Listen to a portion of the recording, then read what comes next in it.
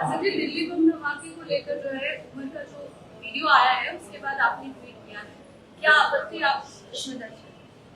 देखिए, ये जो वीडियो मीडिया के जरिए से सारी दुनिया को मालूम हो रहा है, एक अनडेटेड वीडियो है जिसमें जो दिल्ली ब्लास्ट का एक्यूज है वो अपने इस वीडियो में कह रहा है कि ये सुसाइड बॉम्बिंग मार्टियरडम, अंग्रेजी का लफ्ज माने शहीद का दर्जा मिलता है। और दूसरा उसने कहा कि मिसअंडरस्टूड, गलत फहमी।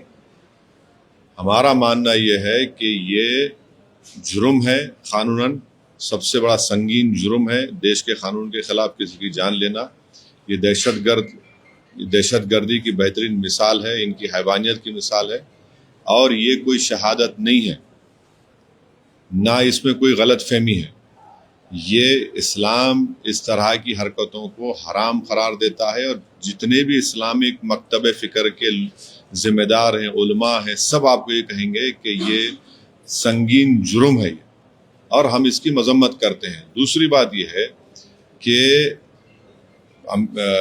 इस देश के होम मिनिस्टर, वजीर दाखिला, गृह मंत्री ने पार्लियामेंट में जब ऑपरेशन सिंदूर और ऑपरेशन महादेव के बारे में बोल रहे थे तो उन्होंने कहा कि 6 महीने से कोई कश्मीरी टेररिस्ट ग्रुप नहीं बनाया, ना उसका हिस्सा है।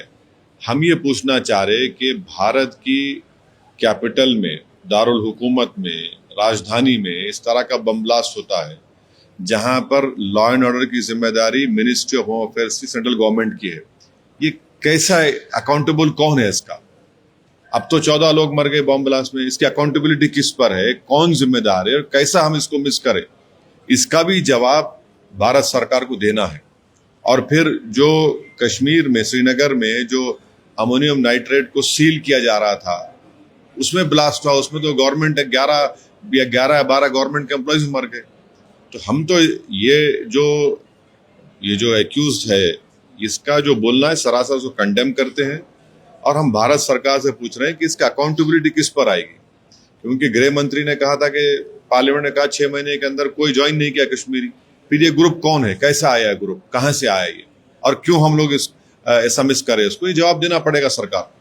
जिस तरह की यूनिवर्सिटी में उस पर सवालिया निशान उठ रहे हैं और खासकर जिस तरीके से अंदर वहाँ जैसे काम हुए हैं और सबको बाहर निकल रहे हैं, उस पर क्या कहना चाहेंगे कि किस तरह की नहीं, ये जो 1 मिनट 20 सेकंड का वीडियो है, ये एक्यूज तो मीडिया ये कह रहा है कि वहीं पर बैठकर इसने बनाया और बड़ा ही एक्सेंट से अपने आप बोलने की कोशिश कर रहा था और एक स्क्रिप्ट था उसके सामने।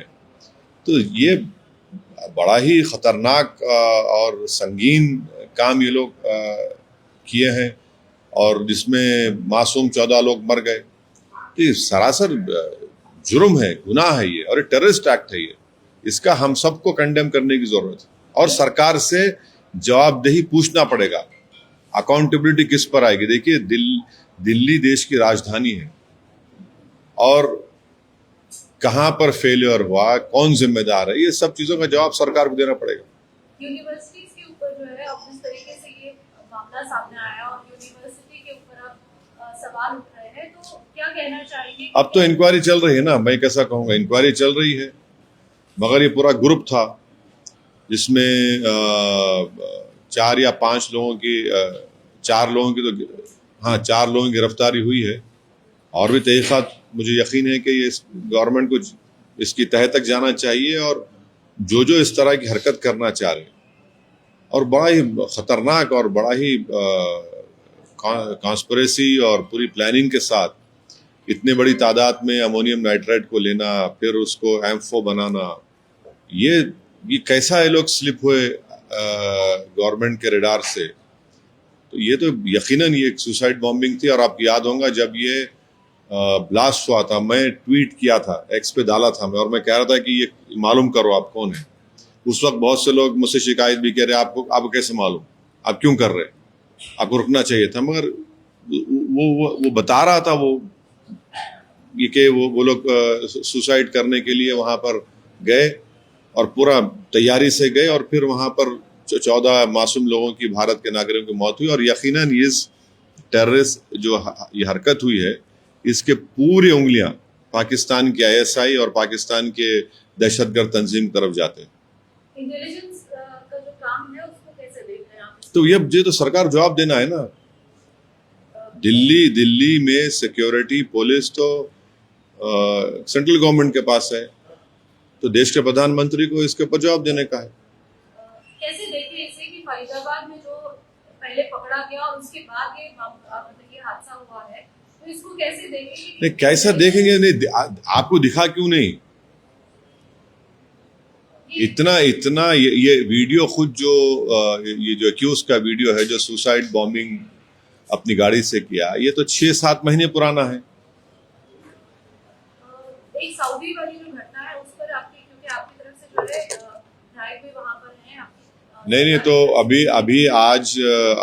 अभी थोड़ी देर पहले हमारे जो एम्बेसडर साहब हैं, मेरी उनसे बात हुई, और वो मुझे ये बताए कि एम्बेसडर सोहेल एजाज खान साहब मुझे अभी बात किए, मैं उनसे बात किया, वो बताए कि वो खुद मदीने में हैं और पूरा कोऑर्डिनेट कर रहे मिनिस्टर अजहरुद्दीन साहब के साथ, और हमारे एमएलए माजिद हुसैन भी वहाँ पर हैं उनके साथ, और वो सऊदी अथॉरिटीज से वो पूरा कोऑर्डिनेट करके, कोऑपरेशन करके, और भी यहाँ के जो विक्टिम के फैमिलीज है वो अब दोपहर में पहुँचने वाले हैं मदीने को, तो पूरा जल्द से जल्द जो भी उसकी फॉर्मेलिटीज़ मुकम्मल करना है और फिर उनकी तदफीन अमल में लाना है, उसके ऊपर वो वहाँ पर है एम्बेसडर साहब।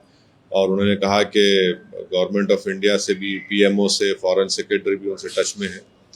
तो बड़ा ही अफसोसनाक और दर्दनाक एक वाक़या हुआ कि 45 लोगों की मौत हो गई। एक ख़ानदान के 18 लोग, किसी ख़ानदान के 6 लोग।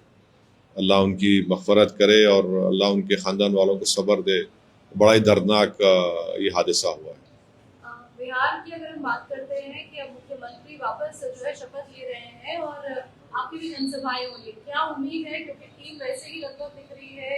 मुझे नहीं मालूम, वो पार्टी का काम है। लेकिन अब आप एक्टिव हो रहे हैं बिहार की पॉलिटिक्स में भी, तो फिर जाहिर तौर पर नहीं, अब देखिए, गवर्नमेंट बनाना है, गवर्नमेंट बनाएंगे वो लोग, तो गवर्नमेंट को उनके पास मेजॉरिटी है, तब वो कैसे बनाएंगे, क्या बनाएंगे, वो उनका फैसला है। मैं क्या उस पर बोलूँगा। आपका रोल कैसे रहने वाला है? नहीं, हम लोग तो मेहनत करेंगे। हम लोग तो सीमांचल की जनता ने, अल्लाह सुब्हाना व तआला ने हमको उनके ज़रिए से बड़ी इज़्ज़तों से नवाजा, बड़ी कामयाबी हमारी हुई। हम अपनी पार्टी को मजबूत करेंगे और यकीनन एक बहुत बड़ी जिम्मेदारी हमारे स्टेट प्रेसिडेंट अख्तर अली मान पर भी आती है कि वो इस सबको साथ लेकर, और पूरे एमएलएस की भी एक बहुत बड़ी जिम्मेदारी है कि हम लोग जो वादा किए उसको पूरा करने की पूरी कोशिश करें और सीमांचल से नाइंसाफ़ी को रोकें और पार्टी को मजबूत करें, और जो कमज़ोरियाँ दूर करें, जो गलतियां हमसे माजी में हुई या इलेक्शन में हुई उसको भी हम ना रिपीट करें। जनता क्या उम्मीद कर सकती है हमारे से? देखिए, हम मेहनत करेंगे, इंशाल्लाह उनके भरोसे पूरा उतरने की कोशिश करेंगे।